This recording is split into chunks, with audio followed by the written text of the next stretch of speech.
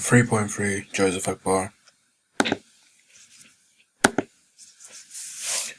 Arousal. Arousal is termed as the intensity of behavior which refers to the degree of emotional energy that is felt in different situations. There are two different elements of arousal, known as somatic and cognitive. Somatic arousal relates to the changing state of the body, for example, increase in heart rate and an adrenaline rush. Cognitive arousal relates to the changing state of the mind, for example, negative thoughts and worrying. If the body is put under stress or in a stressful situation, arousal levels in the body will increase and motivate us to act in a way that will reduce arousal levels back to the optimum level. There are three different theories for arousal, being the drive theory, the inverted U theory, and the catastrophe theory. Drive theory. Drive theory states that an increase in arousal is proportional to an increase in the quality of performance. The theory suggests that a novice would struggle with high levels of arousal, whereas an autonomous learner would have a better performance due to the quality of performance increasing or decreasing depending on how well the skill has been learned. An example of this is a football novice doing keepy-ups for spectators compared to an autonomous learner doing the same thing. The novice's performance would decrease, whereas the autonomous learner's performance should increase. The dominant response is the motor program that is already learned and will usually become evident when arousal is raised. Therefore, when arousal is raised, the dominant response is likely to occur. Criticism of the drive theory is that it doesn't explain why expert athletes should miss in high arousal situations. For example, the England football team has a history of missing penalties when playing other countries, even though they are all experienced and skilled athletes. Inverted U theory. The inverted U theory suggests that as arousal increases, the quality of performance should also increase, but only to a point as seen on the graph. This point is known as the optimum point, and if an athlete works past this point of arousal, they are over-aroused, meaning their skills and performance will deteriorate. The theory suggests that there are three different levels of arousal an athlete can be working on, which is also shown on the graph. Point A. Concentration is limited. The attention wanders to usually unwanted cues as the performer is under-aroused. The player may appear to be daydreaming as they are not yet focused enough. Point B. This is the point of optimum arousal and is considered the perfect state to be in, which the potential performance is maximized. The attention field is adjusted. Point C. The performer's selective attention cannot operate and the capacity for concentration is seriously impeded.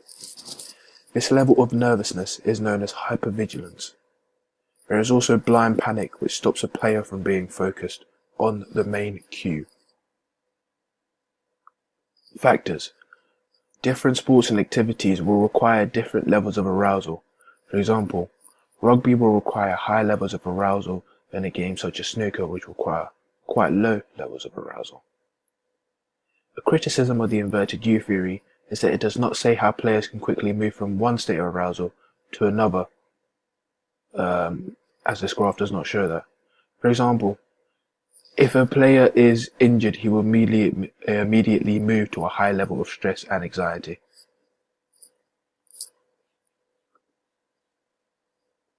Catastrophe theory.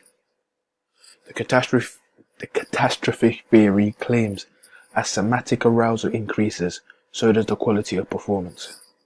There are 2 points on the graph, simply known as point A and point B.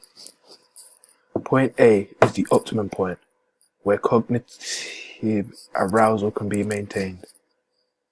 If both high cognitive and somatic arousal occurs, you can go past the point of optimum arousal known as point B. Point B is where the performance drops dramatically therefore resulting in the athlete having a catastrophe. For example, if a goalkeeper commits a foul inside the penalty box, the goalkeeper may experience a catastrophe. A criticism of this theory is that it does not suggest that there is a point at which players can return from. For example, the same goalkeeper that fouls the player and gives away the penalty might then save the penalty shot, and therefore his arousal levels will rise back up to optimal levels. Anxiety. Anxiety is a negative experience of stress and can be caused by worry or apprehension, perhaps due to the fear of failing in a competitive situation. Cognitive anxiety is the fourth component of anxiety. It is associated with worry, apprehension, and the fear of negative judgment from others. This will occur both hours and days before the event and will include thoughts of doubt, panic, and worry. For example, worrying about the championship game tomorrow. Somatic anxiety is the physical component and is what happens inside the body as a result of anxiety. These are the physical symptoms of increased arousal. Somatic anxiety is triggered by cognitive anxiety. This will happen just before the event and involves physiological factors. For example, adrenaline rushing through the body when a basketball team's final timeout before the game starts finishes. Trait anxiety. Trait anxiety is when a certain situation is perceived as threatening. For this reason, it's a part of a person's personality and is relatively stable. Trait anxiety will also determine the degree of state anxiety experienced in any situations. A person with a high trait anxiety may feel anxiety from a championship game due to high levels of anxiety, whereas a person with a low level of trait anxiety may feel much less levels of anxiety, indicating a low level of anxiety.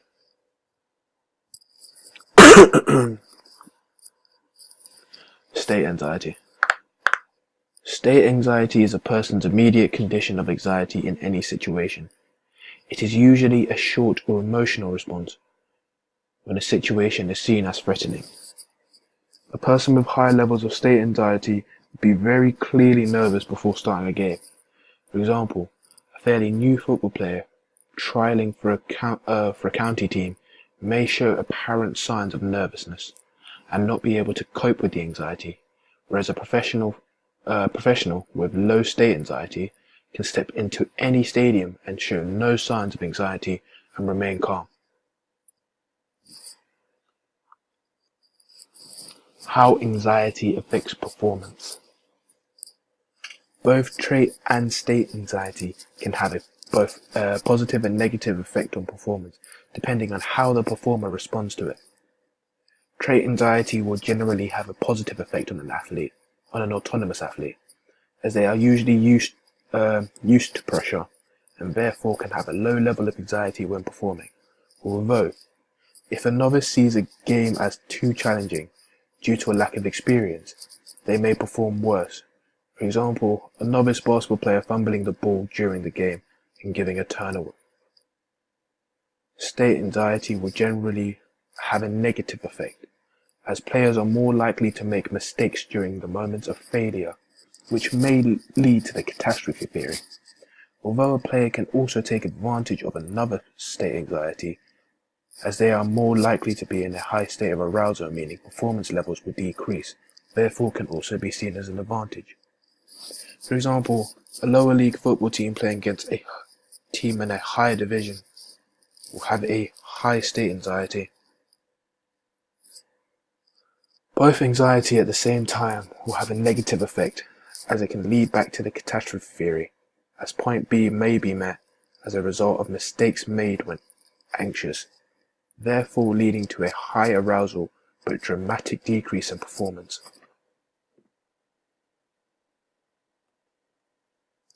Anxiety management.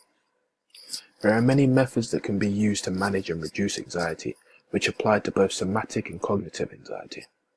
Some examples are deep breathing, which can be used to decrease heart rate, stretching, which can be used to ensure enough O2 is going to the working muscles and release lactic acid, listening to music, which decreases cognitive anxiety, early preparation, which decreases cognitive anxiety, visual imagery, which decreases cognitive anxiety and can help with performance, and etc.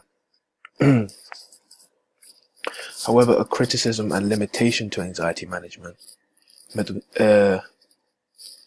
the main one being they cannot be used while playing the sport. This is most likely when they'll be needed, but a performer cannot divert attention away from the game to focus on any of the management techniques without burdening teammates or the game. Stress. Stress is a psychological state produced by the perceived physiological and psychological factors. A stressor is the source of anxiety and arousal. For example, being frustrated in sport can be seen as a stressor. An example of stress in sport may be the ref making a bad call. There are two main causes for stress known as internal and external stress, although there are also other causes of stress known as personal, occupational, and sporting environmental. Finally, there are two types of stress known as eustress and distress.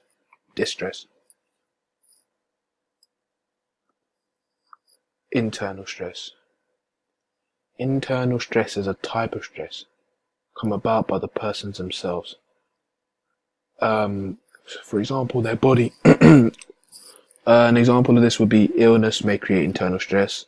Other examples include anxiety, procrastination, lack of sleep, and self-criticism. External stress.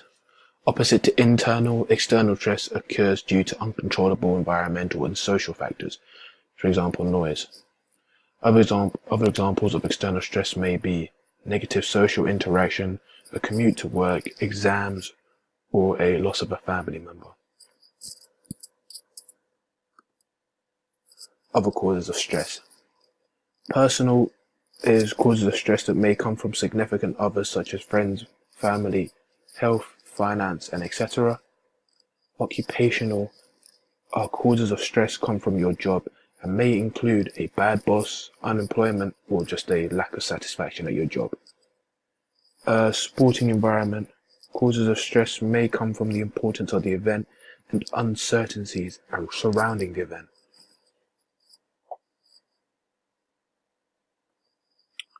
Eustress and distress. Eustress is a positive form of stress, giving a feeling of fulfillment, challenge, focus, and etc. Distress is a negative form of stress, giving a feeling of anxiety, nervousness, apprehension, and etc. An example of eustress in sport may be a basketball player going up for a dunk on a taller player and dunking on them. An example of distress in sport may be the opposition of a football team scoring a lead goal in extra time. Sympathetic stress. The sympathetic nervous system is a response to a stressor and mainly releases adrenaline throughout the body, causing a fight or flight reaction, meaning you face the stressor or you escape from it. There are multiple effects that this can have on an athlete's performance. For example, when the whistle blows at the start of a football game, athletes' adrenaline will rush through their body, which will lead to one of many effects such as a rise in heart rate. During an offensive play in American football, a wide receiver's muscle tension is likely to increase as they are running and preparing to catch the ball. When going for a block in basketball, the sympathetic nervous system may cause for the player to have an increased rate of respiration. And finally, as mentioned earlier, the sympathetic nervous system releases adrenaline. A sporting example of this would be when the gun goes off to signal the start of an 100-meter race.